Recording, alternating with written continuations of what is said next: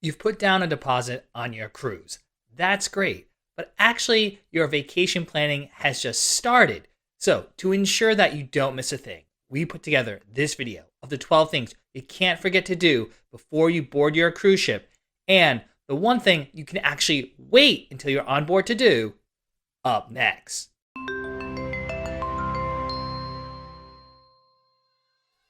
Welcome aboard, cruisers. I'm Don B from Eat Sleep Cruise, where we help you see the world one port at a time. And we get a lot of questions here on YouTube about planning for a trip. So in this video, we walk you through the 12 things you need to do before getting on board. And it all starts, first thing you need to do is download the cruise line's app. This will be essential once you board the ship, but the app also comes in handy before that embarkation day. If you've already sailed with the cruise line, odds are you might have the app on your phone. Just make sure to link your reservation. You will need either the cruise line's app or access to your online account using the cruise line's website to complete many of these tasks. Your cruise ship will take you to some amazing destinations. But after you make your cruise reservation, you actually need to book transportation to get to the ship. If you're local to the cruise port, odds are you can just arrange for a private transport or take some type of rideshare like an Uber or a Lyft. There's always the option to drive yourself. If you decide to pack up the car and head down to the cruise port, you should investigate parking rates. There are often several parking options, whether you can park right at the cruise port or perhaps park at a nearby hotel or lot for a discounted rate. But either way, you want to book reservations for those parking lots because sometimes they do fill up. But if you're like us and you don't live anywhere near a popular cruise port, odds are you'll be flying to your cruise embarkation port, so you'll need to book airfare. I wish I had a crystal ball and could tell you exactly the best time you should book your flights. We tend to be over planners and tend to book things in advance. In our experiences, prices tend to go up whether it's cruise fares or flights. Also, we always recommend flying a day early to avoid any pre-cruise stress. If you do plan to fly in the morning of your cruise, you should double check or even triple check your ship's sailaway time and book a flight that gives you plenty of buffer to get from the airport to the cruise port. Once you arrive at the airport, you're going to need transportation to get to the cruise port. Of course, there are several options like taxis and share rides, and some cruise lines even offer shuttle service. Do a little research to determine which form of transportation is best for you, because depending on the size of your travel party, shuttle service may be cheaper than a share ride or vice versa. Once you have your flights, next thing you need to do is book that pre-cruise hotel stay. If you don't live within driving distance, it is best to arrive a day early for your cruise. We always fly a day early and secure a pre-cruise hotel stay. This ensures that we have a good night's sleep and are well rested for embarkation day. Some hotels actually provide shuttle service from the airport to the hotel and then from the hotel to the cruise terminal. Booking a hotel that offers these included perks can offset some of the additional costs associated with flying a day earlier, but also keep in mind you might save money if you fly in a day earlier at odd times or different days of the week. One of the most important things you can't forget to do before your cruise is to check in the cruise line's app or the website as soon as possible. For the most part, you can fill out this required paperwork up to 3 days before embarkation, but you want to do it as soon as possible. Most cruise lines let you check in 30 to 45 days prior to sailing. The earlier you sign in, the better embarkation time you'll receive. During check-in, you're able to select an arrival time, load security photos of your travel party, and complete other requirements like inputting your passport information. This has become even more important because since the cruise restart, many cruise lines have been enforcing port arrival times. And the earlier that arrival time, the sooner you can get your cruise vacation started. Further, some cruise lines now offer priority boarding packages. If this is something you're interested in, this will need to be booked before you cruise as well. For instance, Carnival Cruise Line offers the Faster to the Fun package on some ships. Likewise, Royal Caribbean has the Key. These packages vary in terms of what's included, but they will ensure you are among the first cruisers to board your ship. While you can do lots of things on the cruise line's app and on the cruise line's website, call me a little old school, but I like to print up my travel documents so I have a hard copy backup. And some of those reservations or other key documents might be buried in your email or in different apps. So before you step foot on your cruise ship, make sure to have copies of all your documents. And make sure you have them on your person when you get to the cruise ship on embarkation day. This should include copies of your boarding passes, as well as any receipts or reservations for anything that you bought pre-cruise, whether it's through the cruise line or a third-party vendor. You also can't forget to take hard copies of your identification. Now, we recommend having a passport even if your particular cruise is a closed-loop cruise and doesn't require one. But if you're traveling with just your ID and your birth certificate, make sure you have the right type of form and you have it with you at the cruise terminal, or you could be denied boarding the ship. Now, our channel is called Eat, Sleep, Cruise. And one aspect we love about cruising, well, it's the food. And most major cruise lines now offer a variety of dining options on their ships. There's the common traditional dining, which offers an early or late seating time. Plus, many cruise lines now offer some type of flexible dining known as My Time Dining or Anytime Dining or freestyle approach to dining. If you do have one of these more flexible dining options, most cruise lines will allow you to make reservations ahead of time using the cruise line's app or on their website. Like restaurants on land, there will likely be wait times during peak dining hours, so securing at least a few reservations will help you bypass the crowds. Again, we're over planners, so we tend to make reservations for every night of the cruise. But of course, you don't have to do that. But we do recommend at least make reservations for that first night of the cruise because the dining room can often be chaotic, as well as any formal nights that might be on the cruise ship or any late port of calls, because odds are you're going to be out all day and like everyone else, come right back to the ship and head right to the dining room. Having those reservations can help you bypass the crowds. Also keep in mind that most cruise ships have specialty dining restaurants. And these can vary from steakhouses to Italian venues and other experiential dining.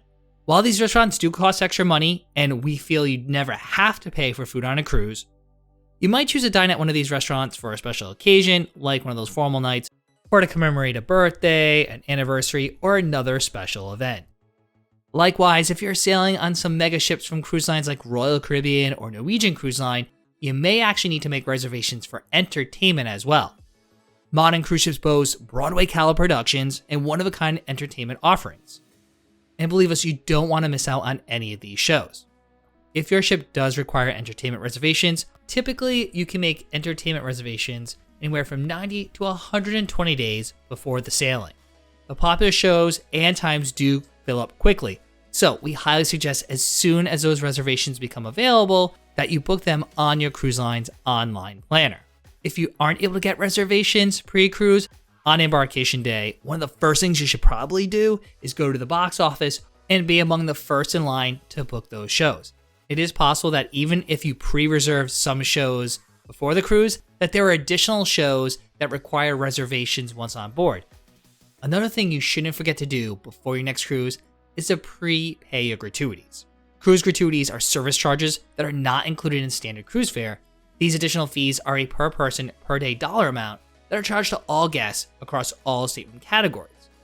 The exact charge for the cruise gratuities does vary, of course, by cruise line and by stateroom category, but they typically range between $14 to $19. You can pay these gratuities usually one of two ways. You can elect to prepay them, or you can have them billed to your onboard account on a daily basis. We recommend that you prepay your gratuities before your cruise. While they're not any cheaper, it will help to avoid sticker shock when you get your final bill at the end of the cruise and forget that there's that extra per person per day dollar charge. We also recommend bringing an additional $100 to $200 in small bills for any additional tips you'd like to leave crew members who go out of their way or make your vacation extra special.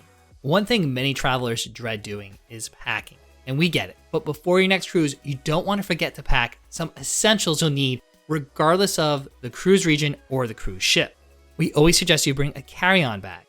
In that carry-on bag, make sure to put any required medications you might need for the entire trip, electronics like laptops, tablets, or digital cameras, or some of your cords for your phones and other devices. We also bring a refillable water bottle to use throughout the trip. Not to mention, in that carry-on, we always have a bathing suit, suntan lotion, and sunglasses. That way, you can board the ship and get right to the fun. You may also want to consider packing some wine. Most cruise lines allow 2 750 milliliter bottles of wine packed in a carry-on bag. Of course, check the fine print for your cruise line and cruise ship. Half the fun of going on a cruise vacation is exploring new destinations. While at your ports of call, you'll want to have a plan, which may include booking some shore excursions. These activities can include city tours, adventure experiences, beach breaks, food tours, and plenty of other exciting experiences. Your cruise line will have a list of different activities at each port of call on its website. You can view these shore excursions in your online cruise planner or that app and purchase them pre-cruise. In fact, we highly recommend securing all your shore excursions before your trip. But this doesn't mean you have to book with the cruise line, so let's be very clear. We often do a mix of cruise line tours and excursions, as well as private tours or purchasing experiences through other third-party operators.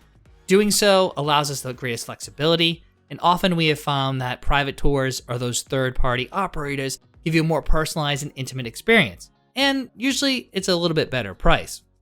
Of course, we're not saying that you have to buy tours at every port of call, but you should at least have a plan. Another decision you should make before you board your cruise ship is whether or not you're going to buy a cruise drink package. Unless you're cruising on a luxury cruise line, your cruise fare does not include alcoholic beverages. In fact, there's a good chance that your cruise ship will even charge for things like bottled water, specialty coffees, and soda. Thus, you shouldn't forget analyzing whether a drink package is right for you. Drink packages charge a per person per day flat fee, but make the cruise more inclusive by covering costs of these upcharged beverages. The types of packages and inclusions, as well as the cost, quite honestly, vary by cruise line. Royal Caribbean's deluxe drink package is all-inclusive. However, Norwegian Cruise Line's premium drink package only covers alcoholic drinks. And then there's Carnival's Cheers package, which limits cruisers to only 15 alcoholic drinks per day, but allows unlimited amounts of non-alcoholic premium drinks like specialty coffees and bottled water. And in our experiences, drink packages are often the cheapest pre-cruise. So keep an eye on your email, as cruise lines often run promotions and deals. If you purchase a drink package and see the price has gone down before the cruise, you can always cancel and rebook. And yes, we're talking from personal experience here.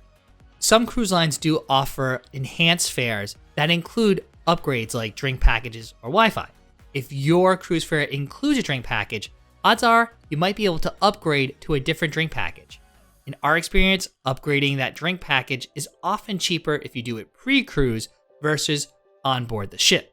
However, that might not always be true on most major cruise lines.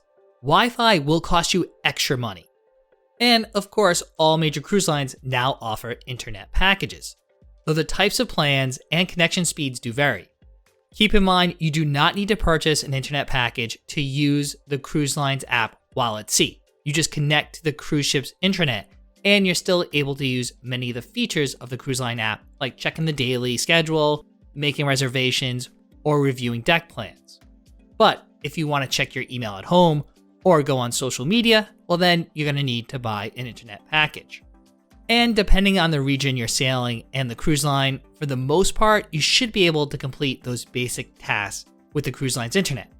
But Wi-Fi calling, FaceTiming, or streaming movies and music while at sea, well, that's not guaranteed, regardless of what the cruise line tells you. Most cruise line internet packages are priced per day per device, with prices as low as around $8 to $10 per day for social media packages, up to over $30 a day for premium unlimited Wi-Fi access for one device. If you know you'll definitely need internet, check the cruise line planner before you board the ship. There might be deals and promotions running that make the price cheaper. There's one caveat here. If you have status with a cruise line, it might actually be cheaper to purchase the internet when on board. It depends on the type of internet plan you want or how many devices you want. If you booked a cruise fare that also includes Wi-Fi, keep in mind you might be able to upgrade to more devices or faster speeds pre-cruise at a discounted rate versus upgrading once on board. Now in this video, we've been talking about all the things you don't want to forget to book before you get on your cruise. But there's definitely one thing you should wait until you're on board to book, and that's spa services. Most cruise ships include spas that feature services such as massages, facials, manicures, or other spa and salon treatments. And while some cruise lines do allow you to pre-book spa treatments, you should definitely wait until you're on the ship. There are often specials that are run that are cheaper than what's advertised pre-cruise. There's embarkation day specials, port day specials, and this goes not only for the treatments, but also if your ship has a thermal suite. Some cruise lines sell week-long passes, but often you can see if there's a day pass that you get at a port of call.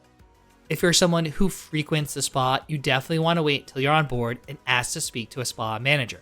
They can often offer you bundle discounts if you purchase multiple services throughout the week. Now that you know the 12 things you should never forget to do before your cruise, we need to find you the right cruise ship. Well, lucky for you, Heidi and I tested out the 9 newest cruise ships, and we rate them right here on YouTube. Find out which ships had the best dining, best entertainment, best staterooms, and more. That way, your next cruise is smooth sailing.